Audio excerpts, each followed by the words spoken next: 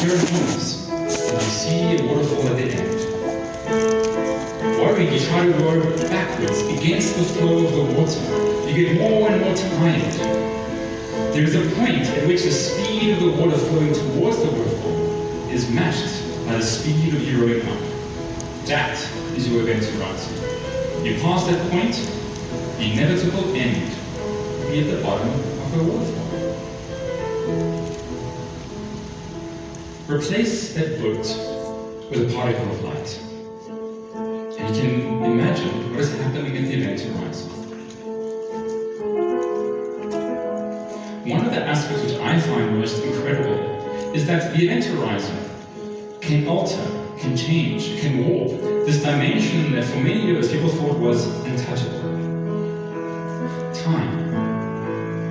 It can alter time. The flow of time, relative time between different people is changing. In the story of the astronaut who was hovering by this object, that was the event horizon. And if you take the crew on the other side, far away, and they look at each other's watches, they will see very different things. The spaceship, the crew out, looking at the astronaut, would look at the clocks. They would see their clock ticking every second, but they would see the clock of the astronaut hardly moving. We could reverse this. As the astronaut, you would see your clock ticking every second. When you look outwards, you would see the universe moving fast, flowing very quickly. If you could hover by the event horizon, you would see the universe move in fast forward. Days of yours could be years of the universe. The next part is a singularity. It's a region in the center of the black hole, a region that is shrouded in mystery.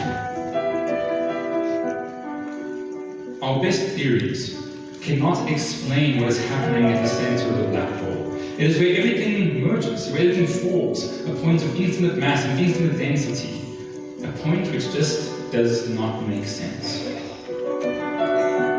We have approximate ideas, but mostly uncertainties of what happens in this region. Next, if we move outside, just away from the event horizon, we have the photon sphere. As light is approaching the black hole, it will bend slightly because light gets bent in gravitational fields. And there's a point near, just outside the event horizon, that light will actually orbit, going around and around and around, not falling out, not falling in. Again in the story, that's the astronaut, seeing themselves in front of themselves, the light going from off of them, around the black hole, and back into their eyes. Black holes don't usually exist alone in the universe. When they are formed, there's a little bit of gas, remaining from the one star, and this gives rise to the accretion disk. It is a disk of hot energy, plasma, particles, moving around the orbit at speeds near the speed of light. Intense levels of heat and friction generated in this accretion disk. And when a black hole is actively feeding off a star, it is from the accretion disk that a new process emerges, the quasar. A quasar is an incredible jet of energy that emerges from this black hole. All the electrons that are going around this big accretion disk create a powerful magnetic field so that any other particles that come close move upwards in this long jet. Light years in length, a quasar is by far the most powerful and sustained source of energy in the entire universe. Take thousands of the brightest stars. No. Take thousands of the brightest galaxies, each of them containing billions of stars, compress them into the size of half of our solar system, and you have the light generated by a single quasar. It is the brightest object in the universe.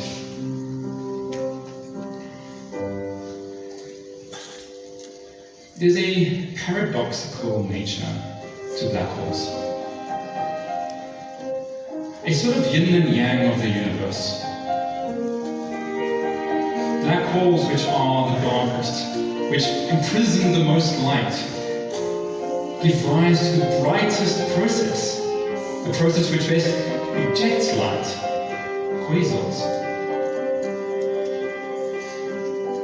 They are the most destructive forces in the universe, but also give rise to galaxies and are responsible for creation and life itself. Within you and me, there are these elements, these particles, which give structure to our cell walls. Our membranes and cells will not exist without them. Our evolutionary story would not have begun without these particles.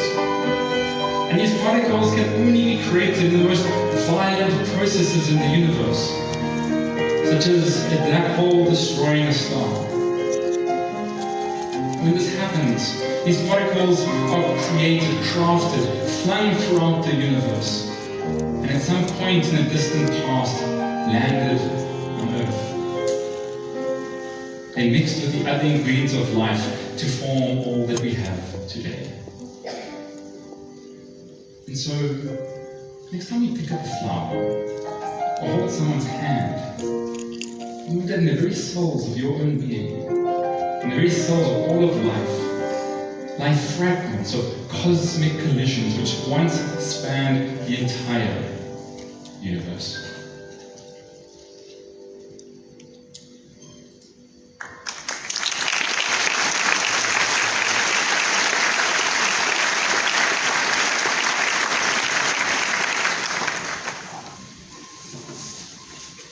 We've heard many stories of how the universe will end, or will begin.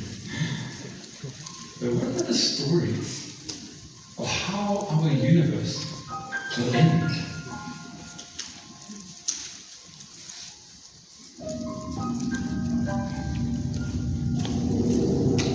Our sun, this life-giving star, has an estimated 5 billion years left in its life cycle. It has been burning for 10. It is 2/3 of its way through its life. Unless we're able to escape not just Earth, but our solar system, to another rock next to a younger star, in 5 billion years, our time in the universe will come to an end. Every thought, every idea, every dream, every concern will cease permanently to exist. In 5 billion years, the remaining hydrogen in our star will become depleted, and that will create a gravitational compression which will create a secondary expansion of the sun. The remaining hydrogen exploding, creating a surface to expand, engulfing one planet after the next. Mercury, Venus, stopping just before Earth, and all of life that still exists will be burnt. But in 5 billion years,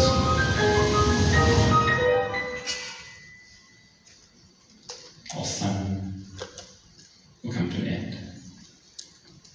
And all that will remain will be a graveyard of rocks and ice. It will take 20 billion years from the beginning of the universe to now for this to happen. The pace of the universe is very different.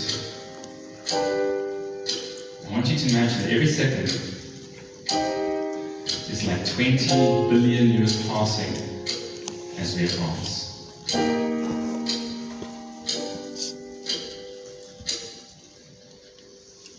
Our star is part of the Milky Way galaxy, a galaxy which is on a collision course towards Andromeda.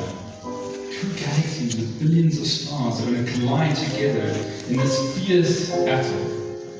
Some stars will smash, creating new stars, potentially even new life. Islands in time of consciousness. But even then, one by one, each star within our Milky Way galaxy will have its end.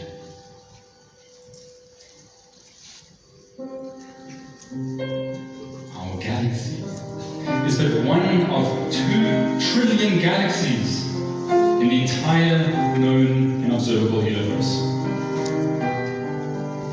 Some galaxies so large, it takes light 100,000 years just to get from one side to the other.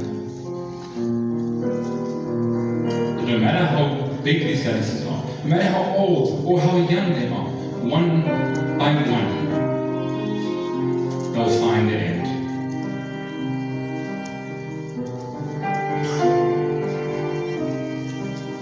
It'll take 100 trillion years for this to happen, for the age of starlight to come to an end. Time moves even more slowly now. Every second that passes is like 100 trillion years. And despite how much time has passed, in the context of this lifespan of the universe, it has just opened its eyes. For the era of black holes has begun. Black holes will be created from these dead stars. But black holes not exist inert, they are alive, brimming with energy, burning, emitting radiation outwards, in a process that is called Hawking radiation. In the emptiness of space, we have quantum effects giving rise to particles popping in and out, in and out. Sometimes these particles might pop into existence by the eventual rising of a black hole. When that happens, one particle might fall in and the other one will go out. This will create a process by which the black hole will lose its mass, one photon at a time. The black hole, which is billions times the size of the sun, loses its entire mass, one photon at a time, every 100 trillion years. One photon at a time, making the black hole get smaller and smaller and smaller, until even then, the black hole will explode.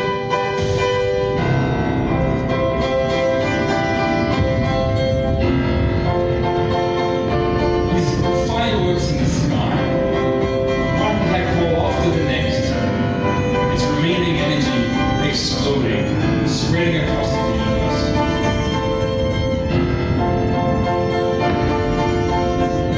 There will come a day where the last remaining black hole will explode.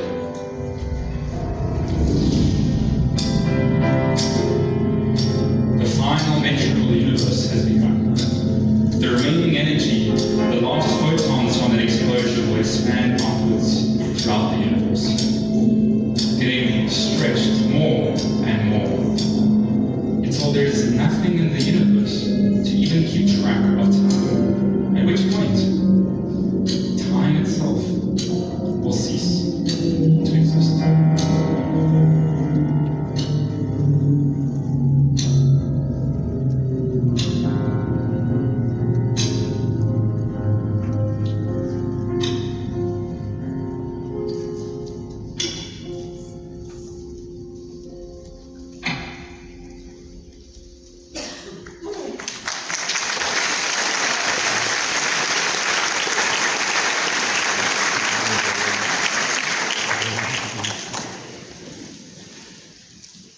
Dramatic. It's absurd. It's crazy. It makes no sense. It's a bit depressing. The end of the universe. How can I make such a statement? No universe will even exist. No human will exist. What allows me, any scientist, to make such bold claims? I can tell you about how stars are born, how stars die, how black holes are born, how black holes die. I can tell you about the beginning of the universe. I can tell you that the universe has expanded. Particles coalesced, forms these structures. These structures expanded over the universe, creating galaxies. Galaxies created stars, which created life. But we weren't even there. So how do we know? I believe it's because of two things. The first is that human beings are curious. We want to know about the universe. We want to ask questions. We want to understand. And secondly, to understand, we need a language.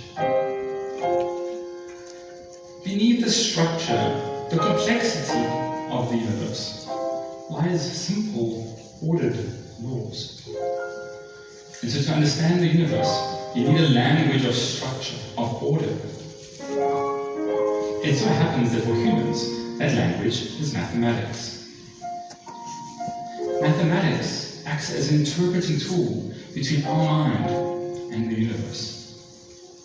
Our curiosity gives us the desire to ask questions, to ask and understand. And it's mathematics that allows us to listen. Take the story of Eratosthenes.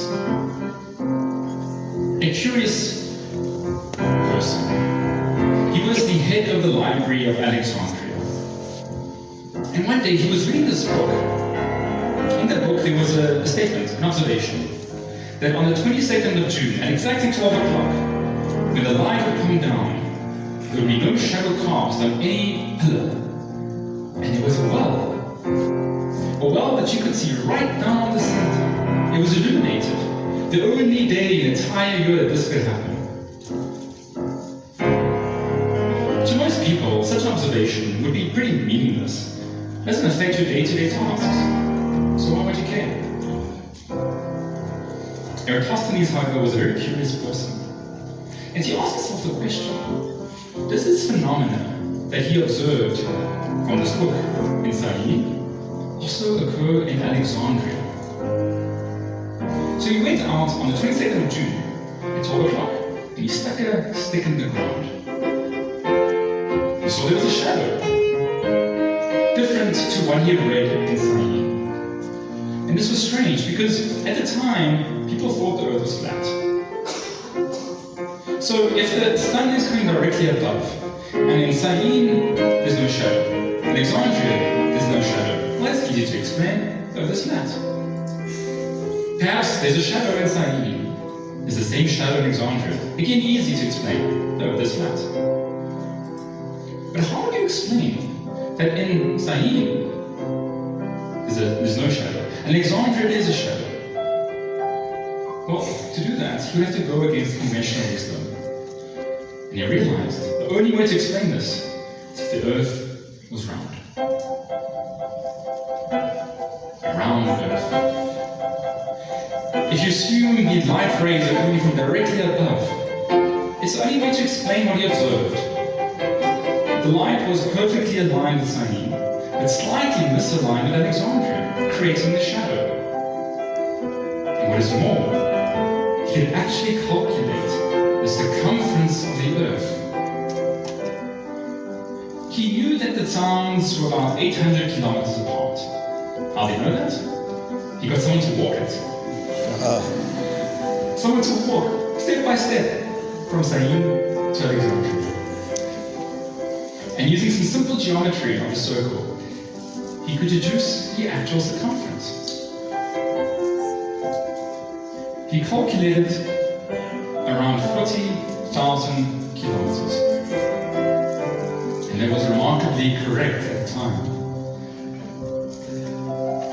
Eratosthenes, with a simple idea and some simple mathematics and a healthy appetite for experimentation, could deduce something about our world before our eyes even saw it for themselves. And that's the power of mathematics. Maths had a very humble origin. It started with numbers. If you're looking after your cattle, you would have to keep track of how many you had from day to day. You have to count. As society became more complex, our need to count became more complex. Our need to keep track of the world became more complex. And so mathematics developed, maturing into its own field. Science didn't exist at that time. It was philosophy. Philosophy was a about asking questions of how or why the world works the way it does, full of assumptions. And these two fields slowly got closer to each other. People realized you could use maths and philosophy to explain the world. But it wasn't until the 1700s that they finally joined to become what we know today as modern science. And that was done because of Isaac Newton. In the 1700s, Isaac Newton was able to combine these two fields into a single framework. He did this with two ideas, two concepts. The first was a force.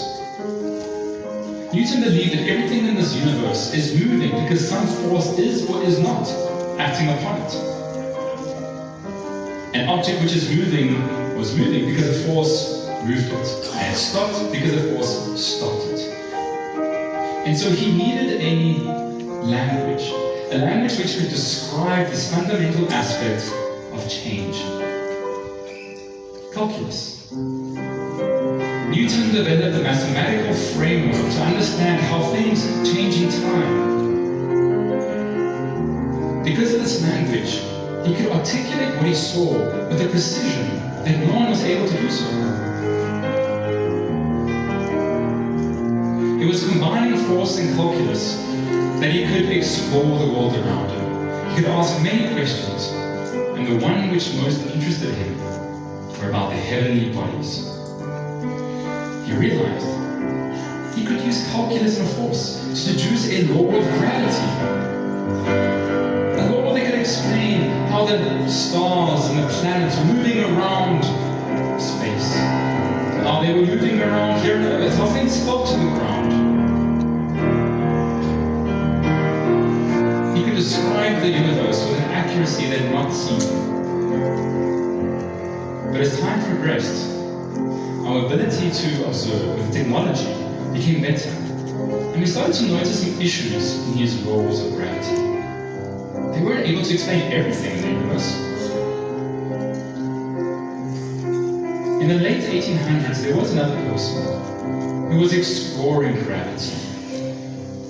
And he had a very different idea of what gravity is. Not as a force, there's something quite different. Albert Einstein, a curious child, playful with his mind, playful with ideas. There was a particular idea, a thought that gripped him. What would it look like to travel upon a particle of light? That idea really stuck with him. And as the years went past, it led him to an insight about time. And time is not constant. It led him to his theory 10 years later, a theory of gravity. A brand new theory of the world. A theory that suggested that gravity is not a force, but rather a curvature of this thing that he called space-time. Now, many of you might have heard what gravity is. Maybe not. So I want to go on exploration to give you a sense of what is gravity. To understand gravity, we need three things. The first, we need matter. We need something that has mass, that has energy, that can exist within our space. Then we obviously need something to describe the space that it sits in. Einstein believed that the universe had three dimensions of space and one time. But they weren't separate. They were combined into a single fabric, four-dimensional space-time. To make it simple, let's assume we have two, one of space and one of time. It's not perfect, but it'll do the job. Next,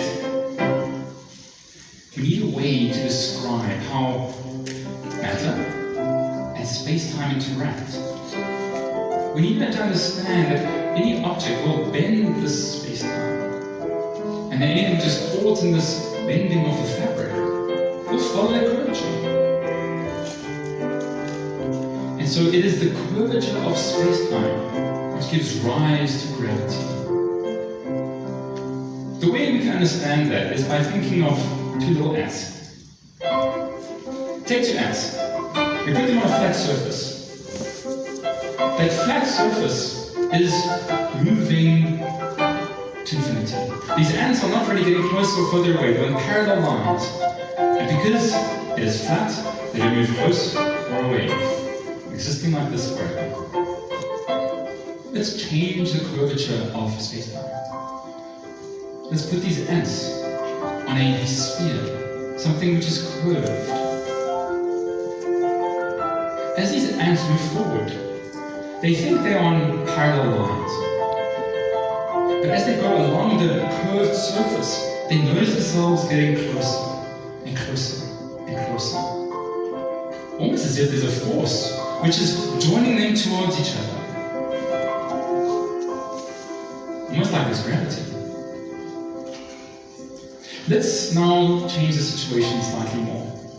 Let's put two barriers on this curved surface. These little ants will be moving following the curvature of space-time. But as they move forward, they get closer and closer to a barrier. They hit it. They feel some push away from the curvature of space-time. It'll be as if they are experiencing some kind of gravity.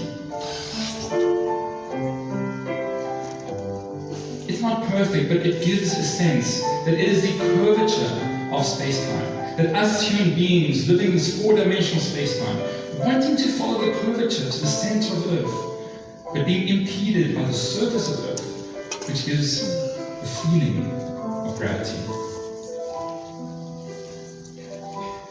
Now, to explain this curvature, Einstein needed a set of mathematics and language. And it is from this need which he developed what is considered the most beautiful equation in physics.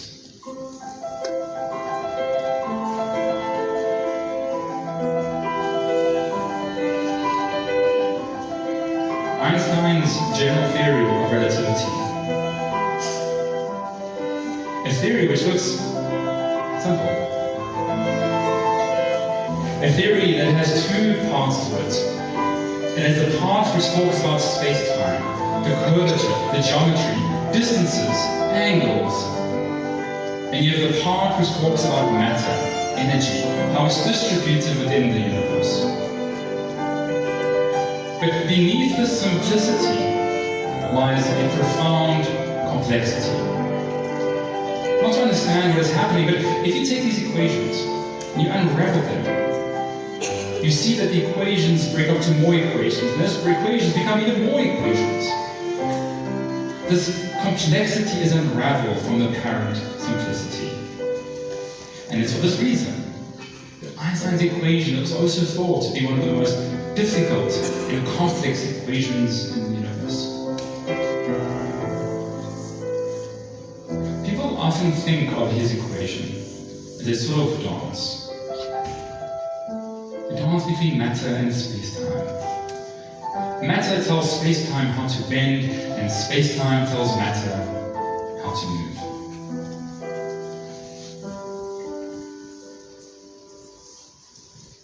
Our curiosity. It's like a telescope that points us into some direction of our interest.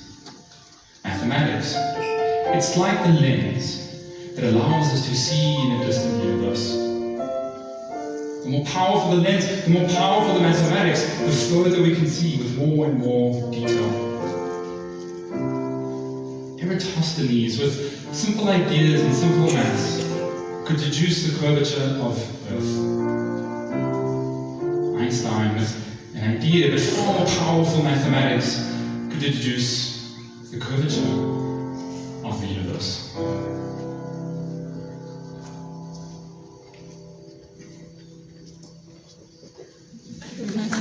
Thank you.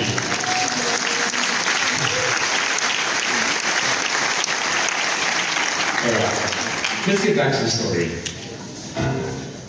Now, in 1914, Einstein published his equations. He was excited. You see, he just came up with them. They didn't solve them.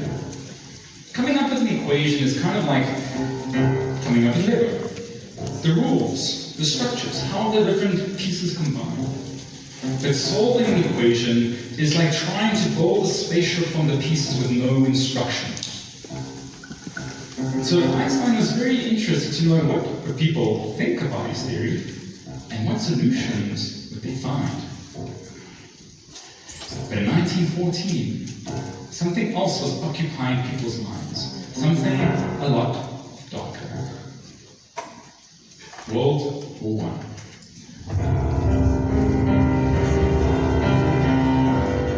The Great War had begun. Germany was fighting against its neighboring countries. Soldiers enlisted to fight, to defend cities bombed to the ground, artillery fire and planes. Scientists go on to advance the destruction of life. But there was one scientist who was different, a German physicist, Carl Schwarzschild, who had heard about his theory, a new theory of gravity. He took these notes and in the trenches took out his little notepad, scribbling. With the war in the background, the gunfire, the death, the hunger. He was intent to come up with a solution. And so over a week, he was solving. Until eventually, he found one. He found the solution to Einstein's equation, the most complex equation that physicists knew of in the trenches of World War I.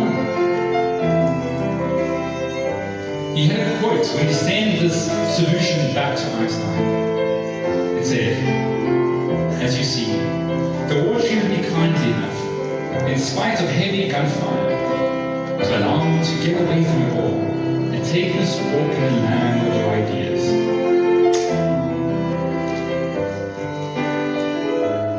It was remarkable. Even Einstein was curious, how did he do this? In just one week.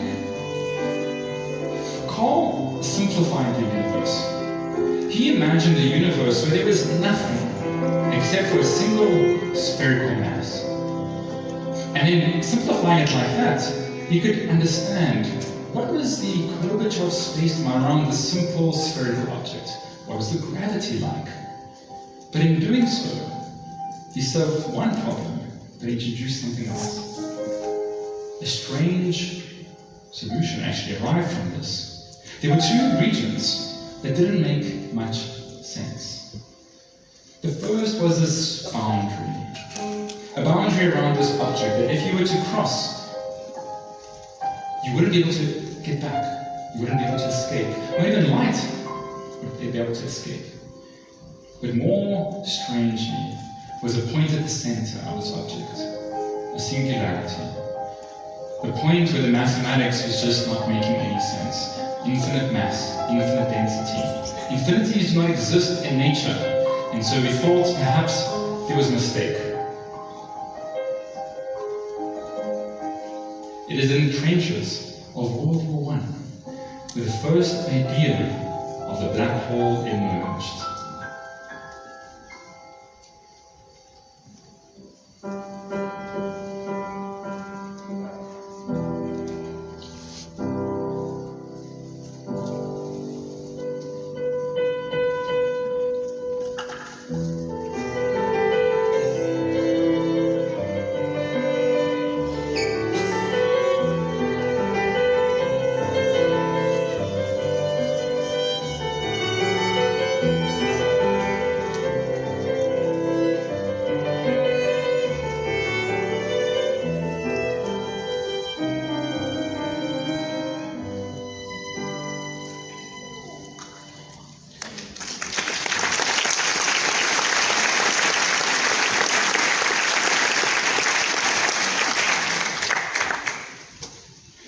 Now, we knew Einstein's equations were good. People really loved them. They were powerful. They weren't a law. They were just a theory. Anyone can come up with a theory of the universe. But to make it a law, to make it solid, real, it needs to satisfy, in a way, 3 axioms of scientific thinking. The first, it needs to be able to explain observations that agree with current theories. In other words, it needs to be consistent with everything that we have already. It has to be consistent with Newton's theories. In fact, that's quite a simple task. If you just simplify Einstein's equations to some degree, you can actually derive Newton's laws from Einstein's equations. So the first is complete. Second, you need to be able to explain observations that we have seen, we have made, but current theories cannot. Einstein would have to find some observation that Newton could not explain with his ideas. And he found that. The precession of the perihelion of Mercury. Every time Mercury would go past the Sun, its orbit would shift by an amount which Newton couldn't explain, couldn't predict. He didn't know why. But Einstein, with his theory, could explain it. He could explain not just by how much it would shift, but actually why it would shift. And so, we have to satisfy the second pillar. And lastly, and most importantly, he needs to be able to make a prediction that no theory has made, and no one has even observed. This was Einstein's most important task, and he knew this. The prediction he made was that light will bend around any heavy object. Light, which is following the curvature of space-time, will bend if an object is bending space-time. What bigger object do we have near us than our sun? And so he knew that if you could look at a star, and you could observe the ray coming past the sun, we would actually see it in a different position to where it really is. There would be an apparent shift because of this curvature of light. He could predict that shift. He could even tell you how to measure this. You wait for an eclipse. You see, you can't see the stars behind the sun during the day, but you can when there's a solar eclipse. If you take a picture of the night sky with the stars lit up, and you wait until the stars are in the same position, but during the day, and there's an eclipse, you can take a picture of that sky, and you compare the answers. In 1919, Arthur Eddington did just this. He proved Einstein's prediction. And it is with that prediction, that observation, that Einstein's theory became popularized, almost becoming a new law of gravity. And so we used Einstein's equations more and more. We learned about the universe. One prediction after the next was coming true. But there was one prediction. One of the earliest predictions, black holes. We hadn't seen them. We kept thinking that perhaps black holes are just some mathematical anomaly. They don't really exist in the world. But as scientists was trying to disprove them, their presence did not go away. In the theory, they seemed to have to exist. And so 90 years went past, and we didn't see a single thing. But one day, the universe showed us something which we could not ignore.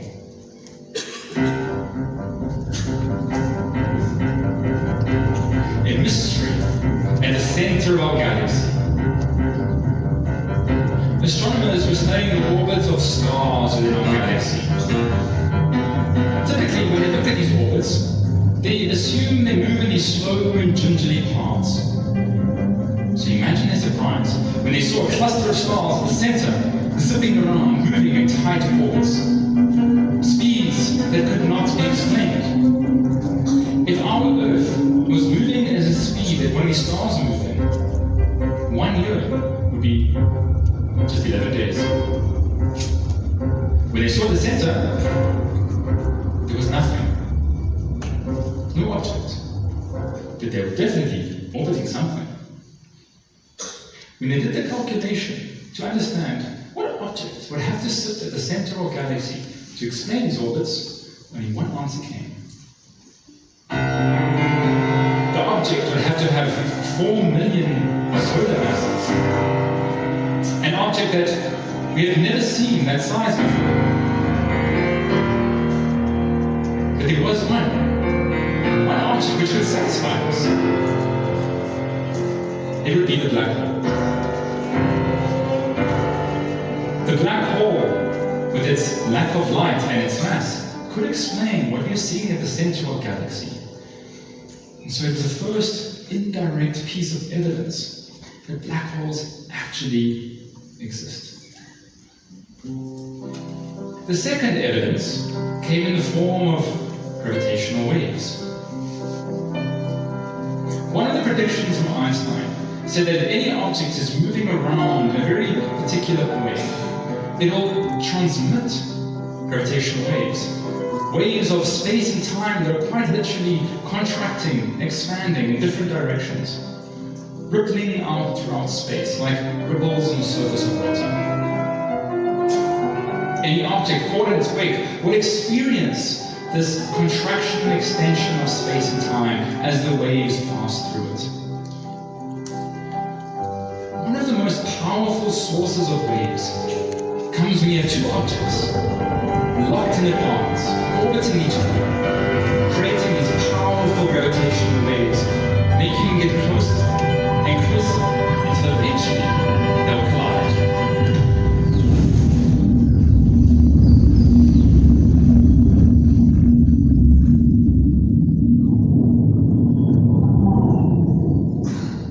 Sending powerful gravitational waves throughout the universe. And if you listen carefully, you can actually hear them.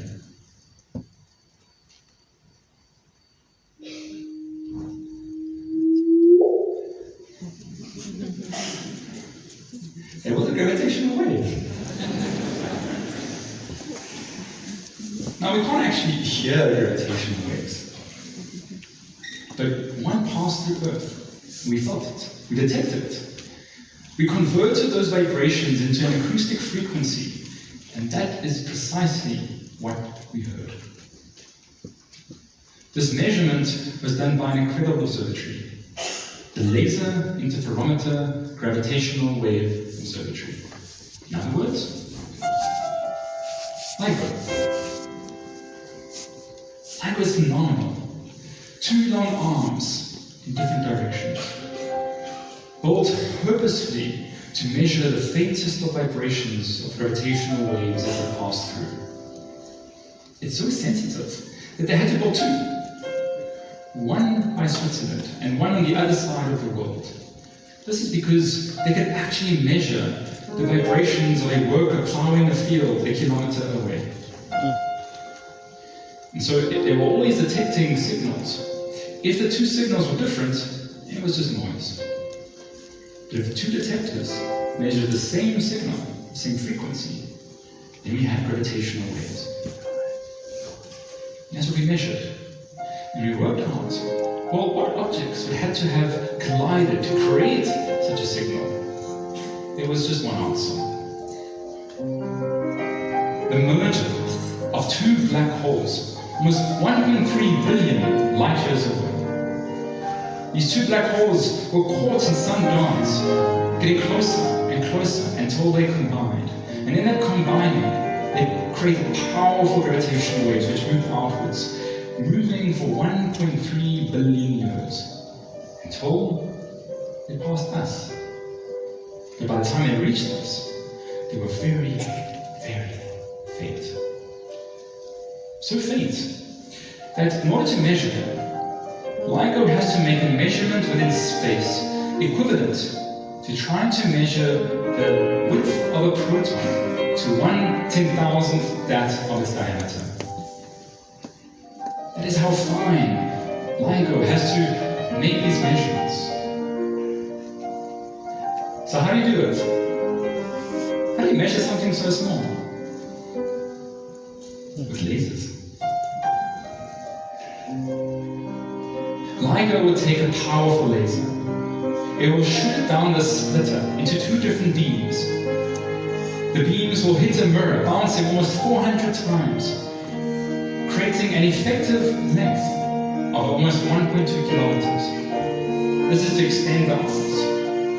This is set up so that when eventually the beams combine, they will combine so perfectly that the light actually cancels out in a process known as destructive interference. The peak of the one beam will be matched by the trough of the other beam, perfectly cancelling out. And so the detector will see nothing, no signal. But then some gravitational waves will come past, and they will change the length of these beams ever so slightly. Their change in length means when the beams combine, they're no longer matched. The peak of the one is different to the trough of the other. It will create these blips of light. If you measure the blips of light, you can measure the vibration of Earth as these gravitational waves pass through it.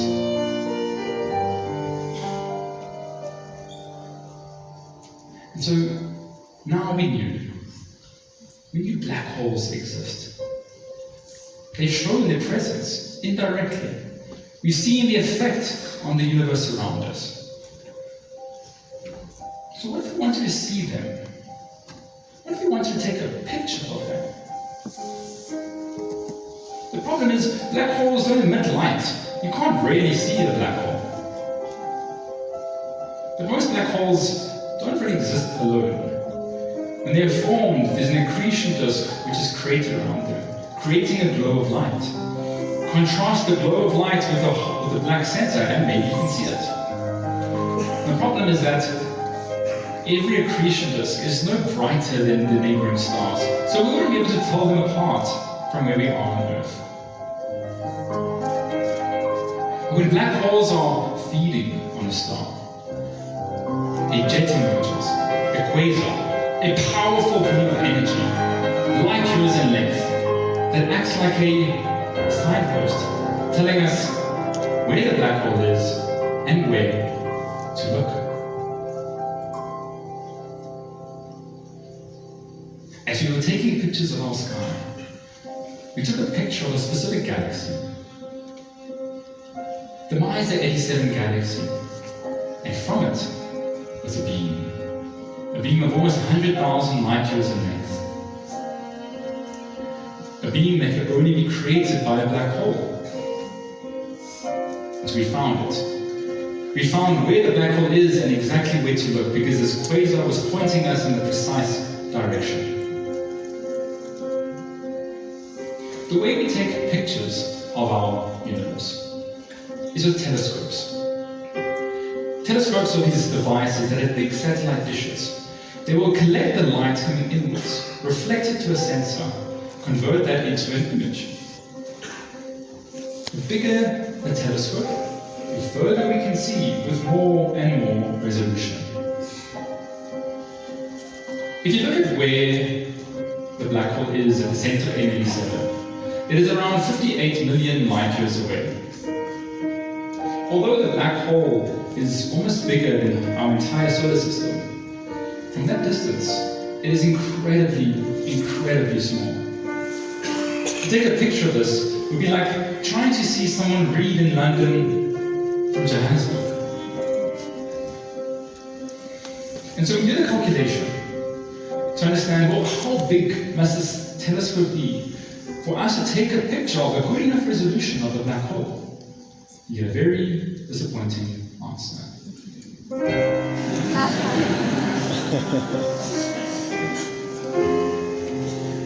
The telescope has to be the size of Earth.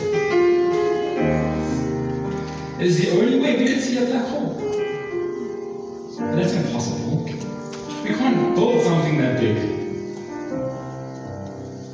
And so perhaps the black hole will just never be seen. Forever unknown. Forever hidden. there was a team of scientists, engineers, physicists, who were drawn together, combining the skills, the curious thoughts, the insights, and found a way to go against the impossible, to take a picture of the black hole. They realized you don't need a single Earth-sized telescope. What if I take the ones that exist on Earth, and I connect them, synchronize them? Together, one by one, we can create an effective Earth-sized telescope.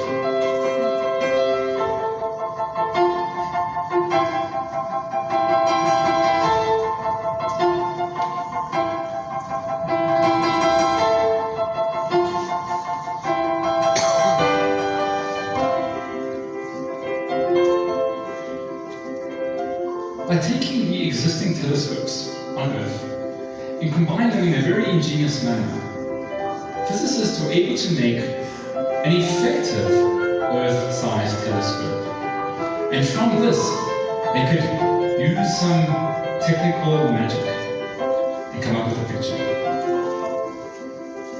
You can think of it in the following way. Imagine a full Earth-sized telescope as being a disco ball with all the mirrors around the ball. We place the disco ball in some environment and we catch the light coming off of it. We can recreate the image of the environment.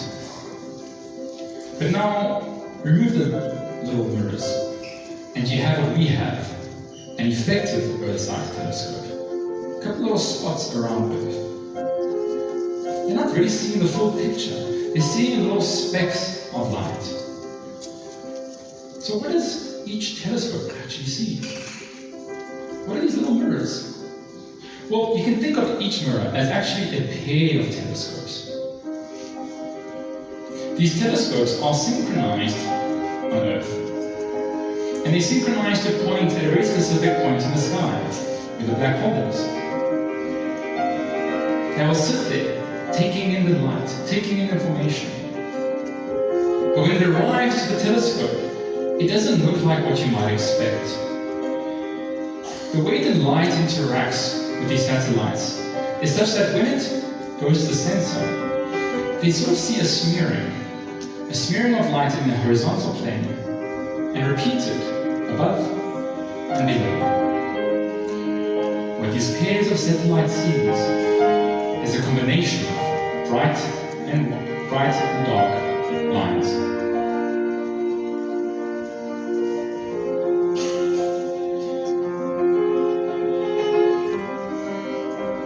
This is just one pair. Take different pairs, connect them at different points, at different angles, at different times. And you get a collection of bright and dark bands. These are not black holes. These are just lines. How do you take a picture from these lines? Well, just like every idea, every thought, every scientist of the past centuries, combining one idea after the next, gave rise to all that we have today.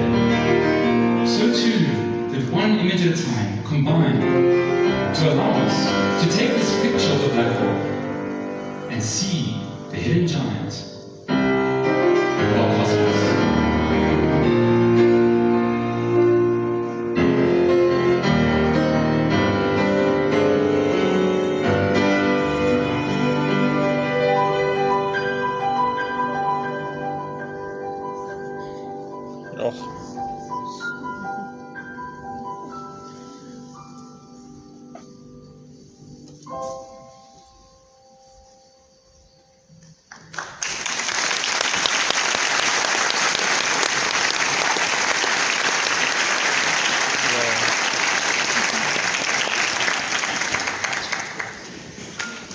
This blob of light is a black hole.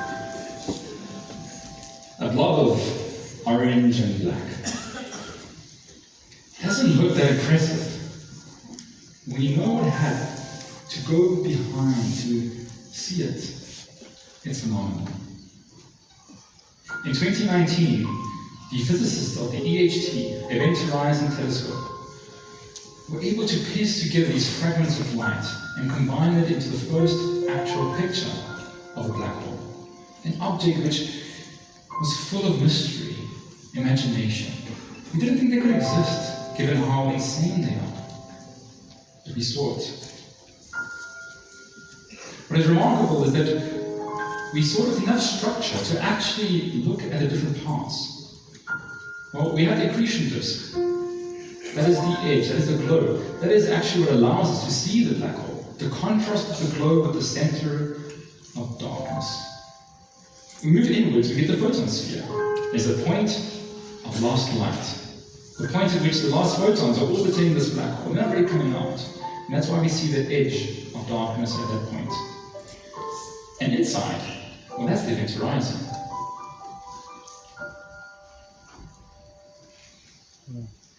A lot of people perhaps would see this black hole and they think to themselves, but this doesn't look like the simulations of fancy computer graphics. If some of you have watched Interstellar, you know that this black hole was the most realistic black hole. But you see, the way we see the black hole in Interstellar and in most science places is the orbit is at the center. But if we rotate the black hole so that the perspective is from the top, and we reduce the resolution because we don't have the capacity of seeing with so much detail, we get to our picture. Wow.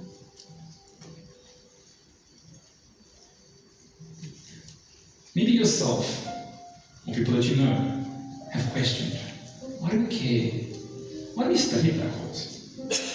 Why do we study science? Why do we even study science? What is the point? I believe that for the progression of society, we need to move through, in a sense, 4 areas. We need science. Science takes the information of the universe that we can observe and allows us to understand it. When we take the information that we can understand, we can start building devices. Devices that can do things, that are functional, that have utility. We have engineering. When you take devices that can be useful and you apply them to problems that we need to solve, we can develop technology. Technology that makes our lives better, that makes our lives easier, more enjoyable. And when we have more time to enjoy life, we develop art. We explore, we create, we ask questions, we express. And there's a magical moment that when we use art to ask new questions, we gain new perspectives. With new perspectives, we see the world in a different way. And thus comes new science. New science develops engineering, more technology, more art. And so this process continues. Science is just part of the picture of the progression of society. Now, I believe that us, as the universal stage, are perched between art and science. We use the art of storytelling, of music, of visuals, to offer perspectives, new questions, new ideas, that you as the audience can take. You can ask yourself these questions, can gain yourselves new perspectives, and hopefully see the world with new eyes.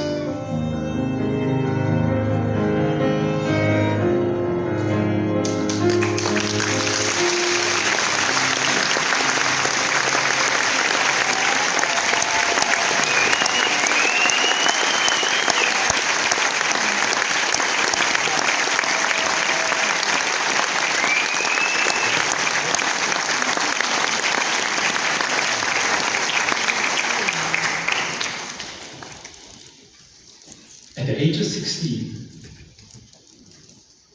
Einstein, while standing at the edge of the lake, was struck with a thought.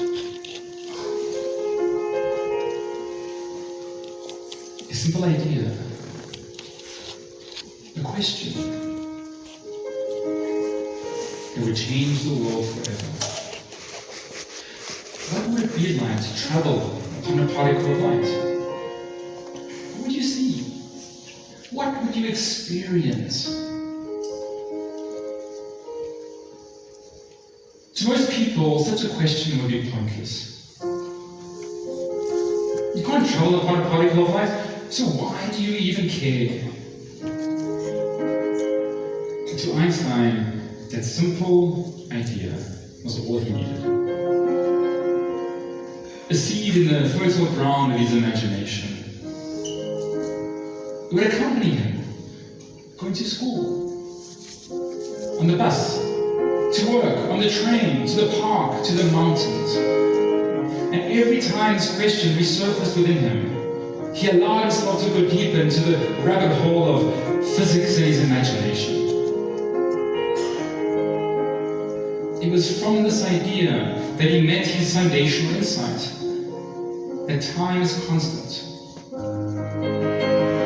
It changes depending on how fast we're moving through the universe. And it is from this idea that he developed his foundational theory, a theory of gravity, that predicted exotic objects like black holes.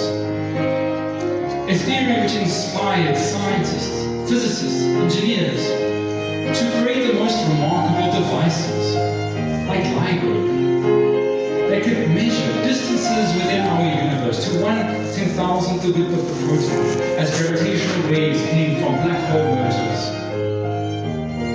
Or devices like the EHT, that could take the smallest of pictures, like seeing a firefly land on the moon in broad daylight.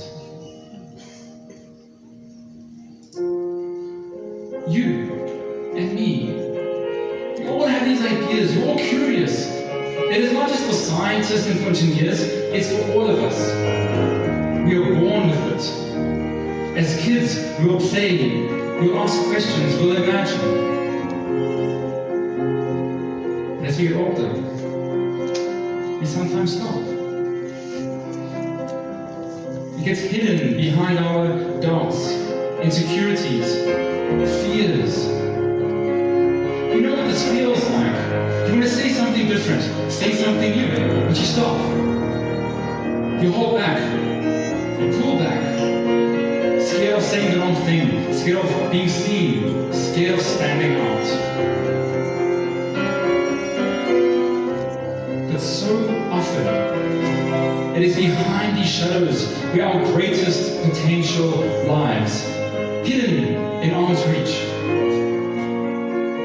Not I, not your teachers, not your parents, not the wisest sage can tell you how to find that, but you and you alone.